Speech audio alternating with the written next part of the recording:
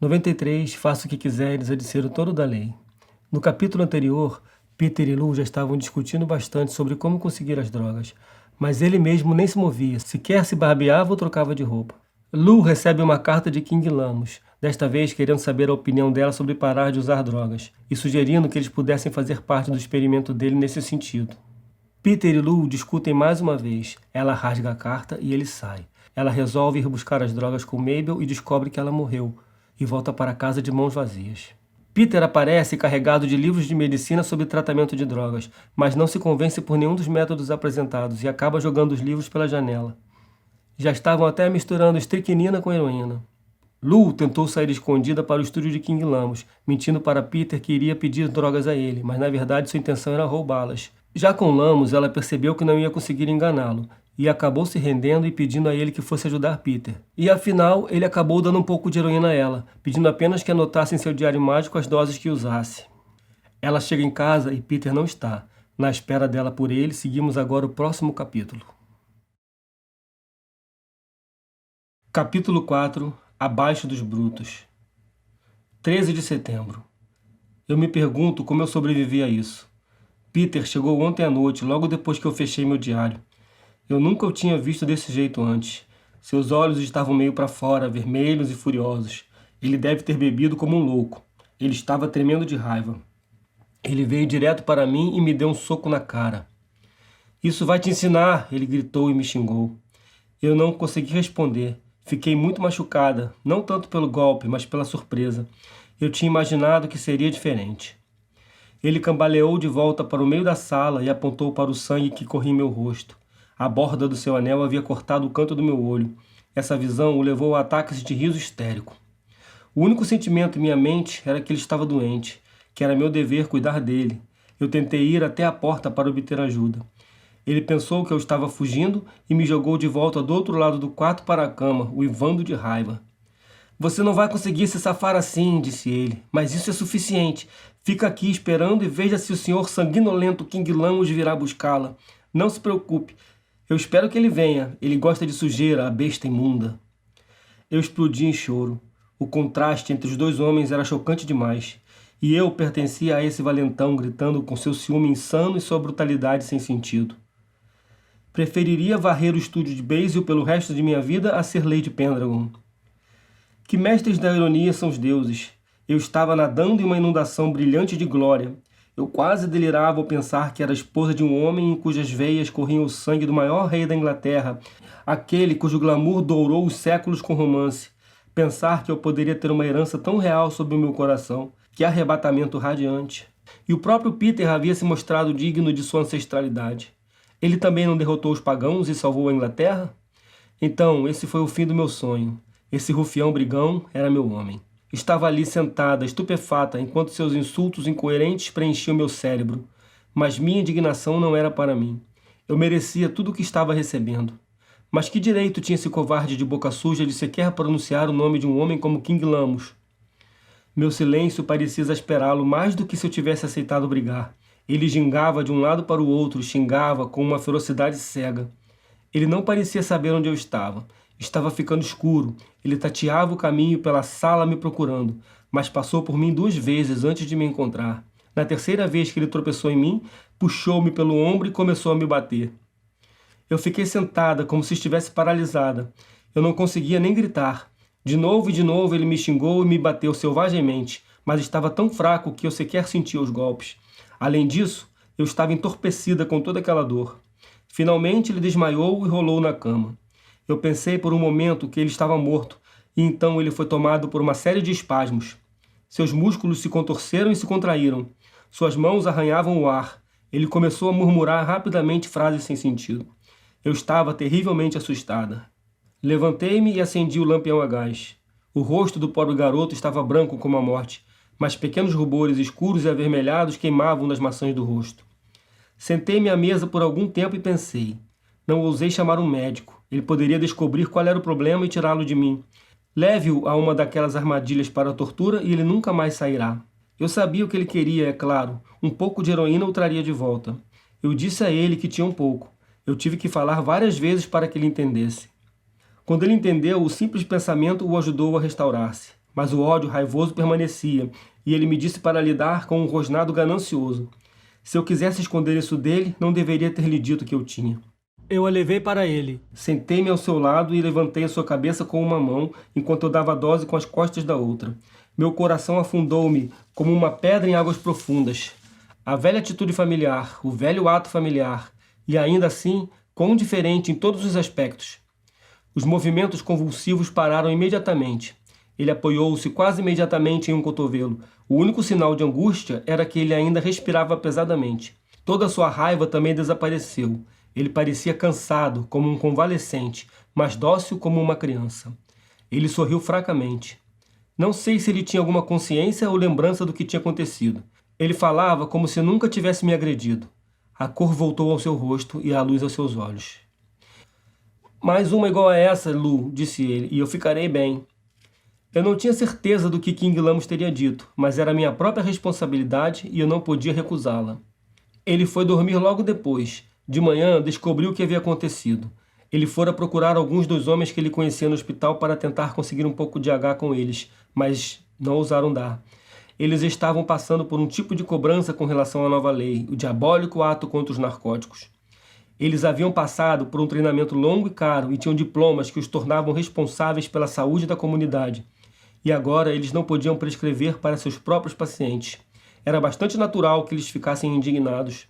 O quarto homem a quem Peter tinha ido contar a mesma história tinha sido muito cordial.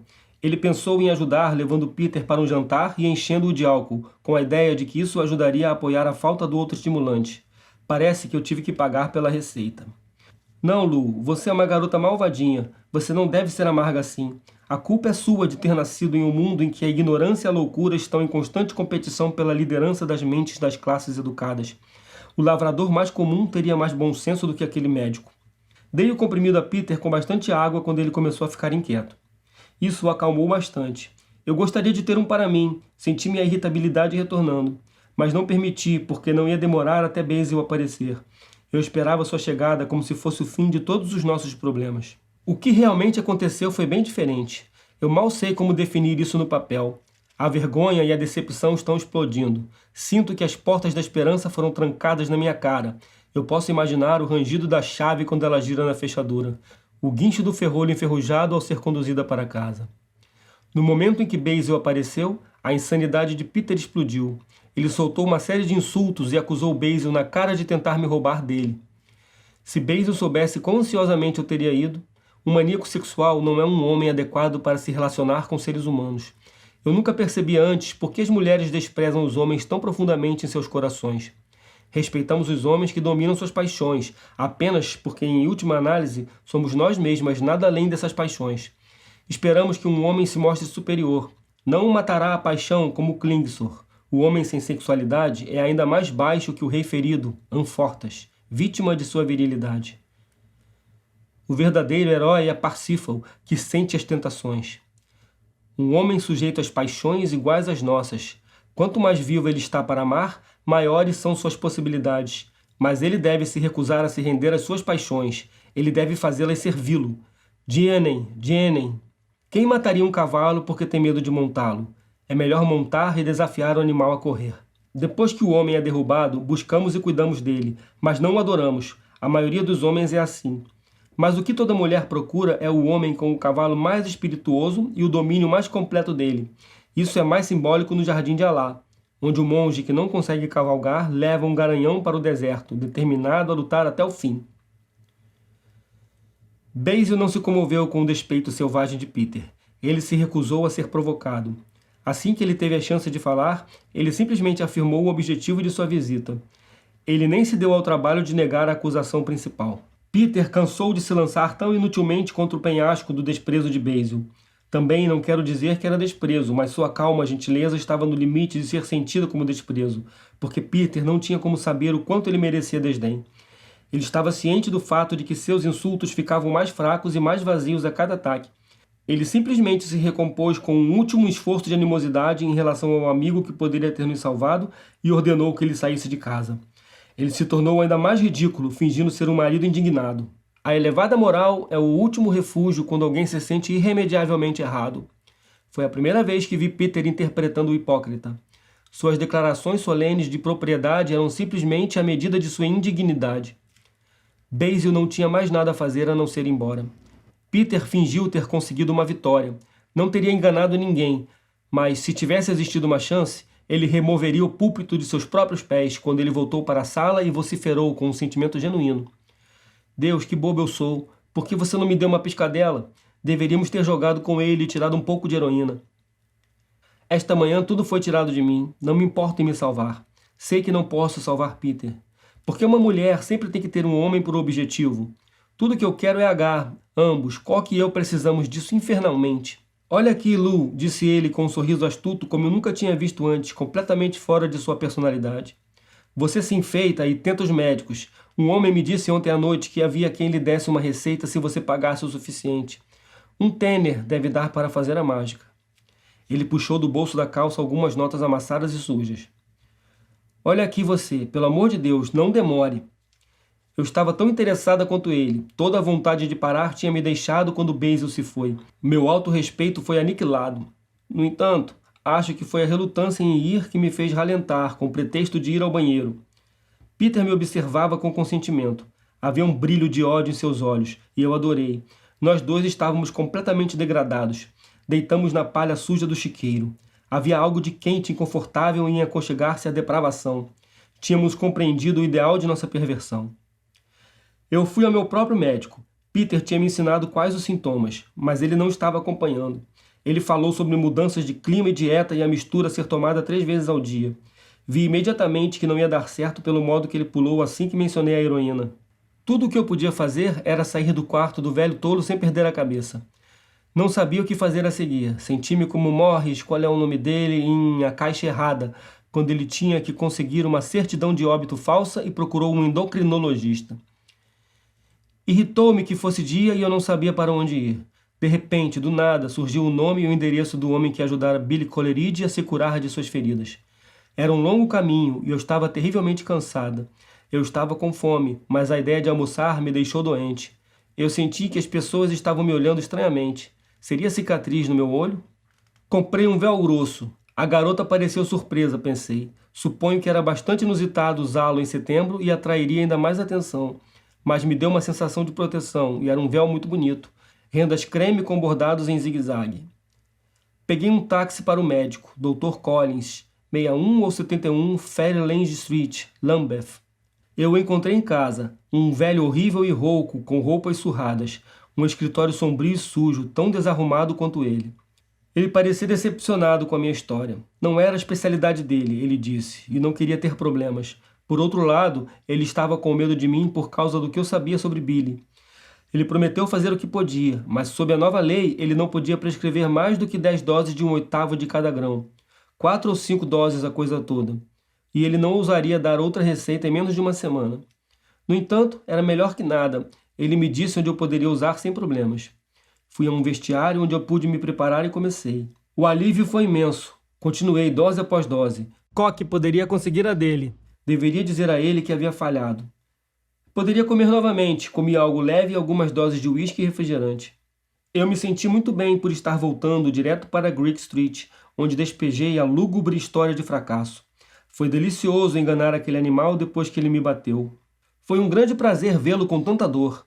Arremedei seus sintomas com imitação minuciosa. Zombei de sua miséria.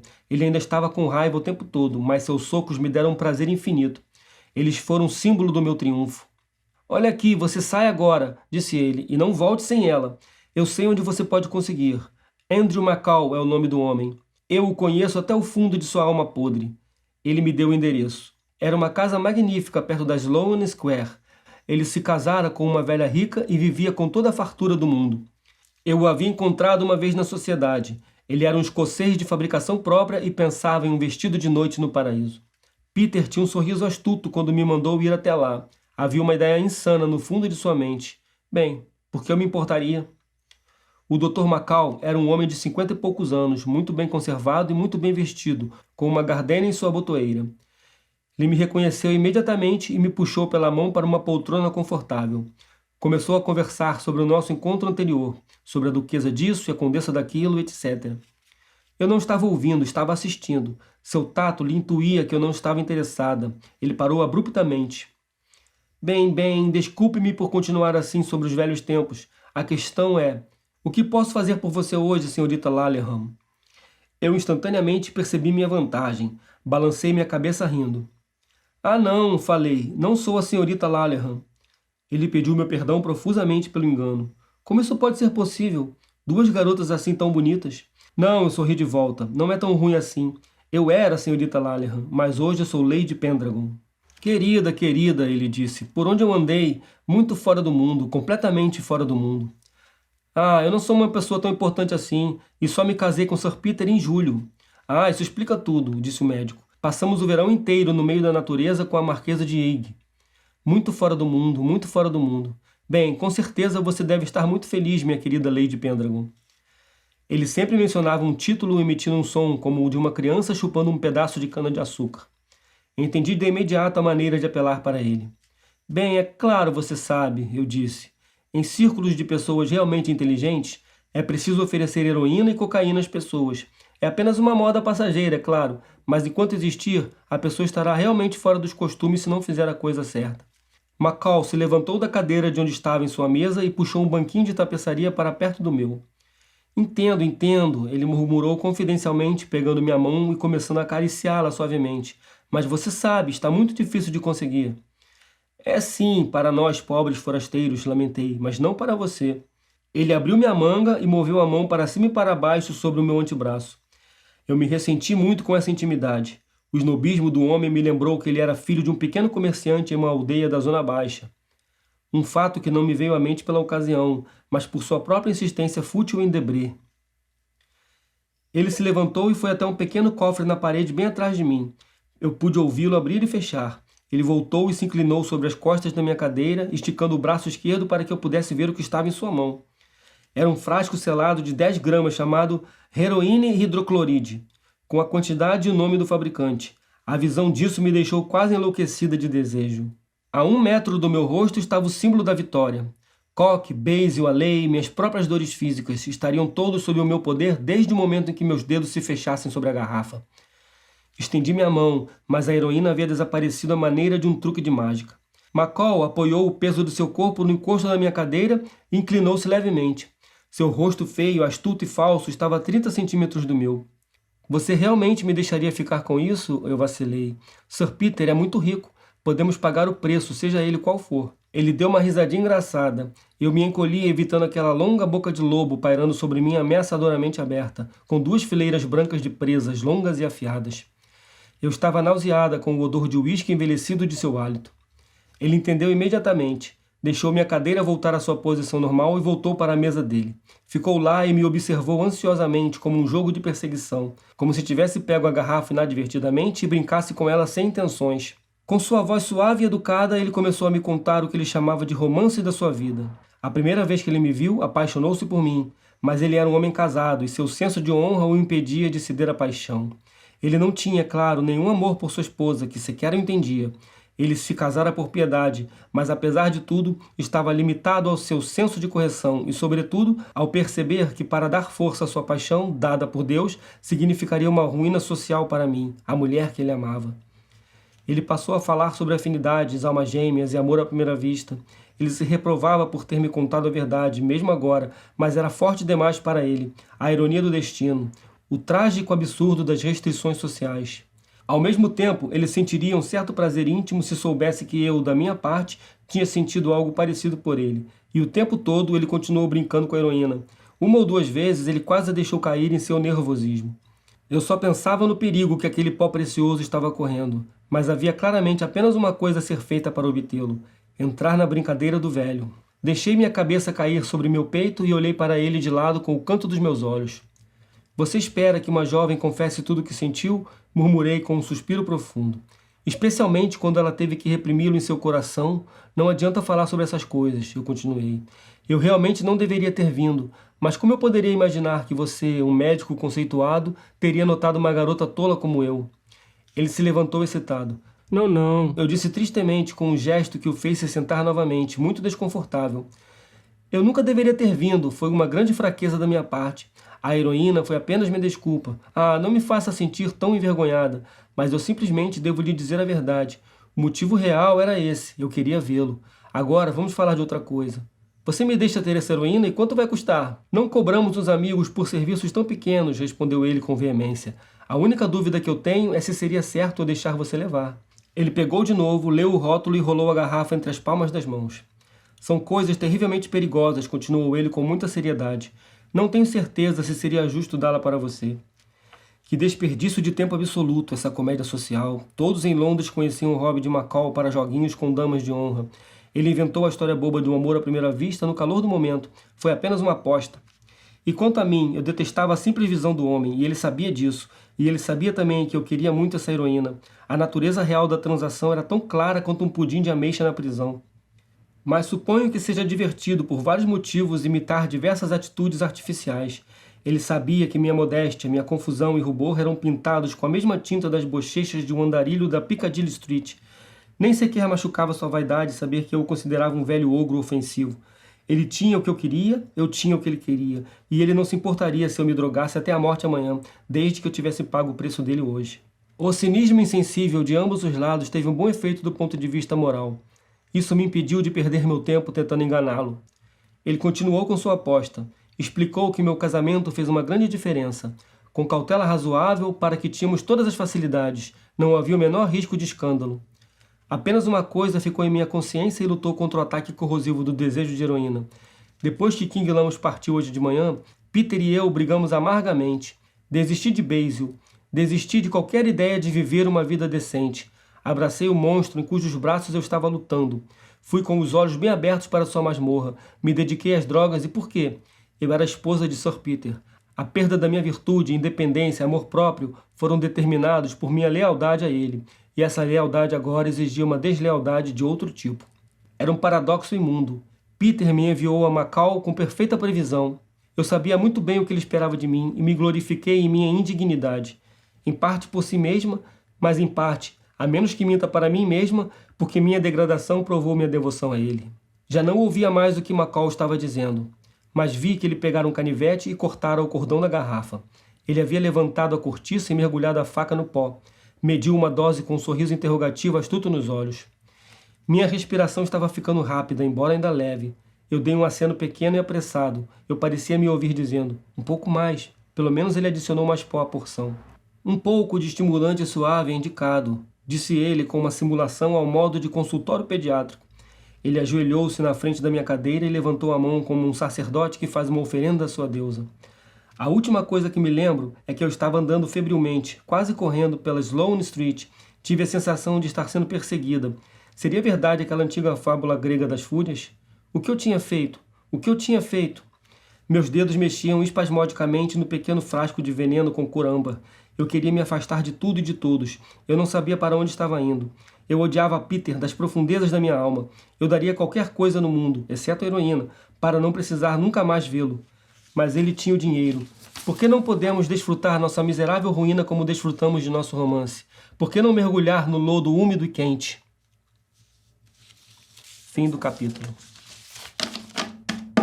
Você que perseverou e chegou até aqui pode dar uma força para o canal, curtindo, compartilhando, vendo os outros vídeos. É um incentivo para a gente continuar o trabalho. O amor é a lei, amor sob vontade.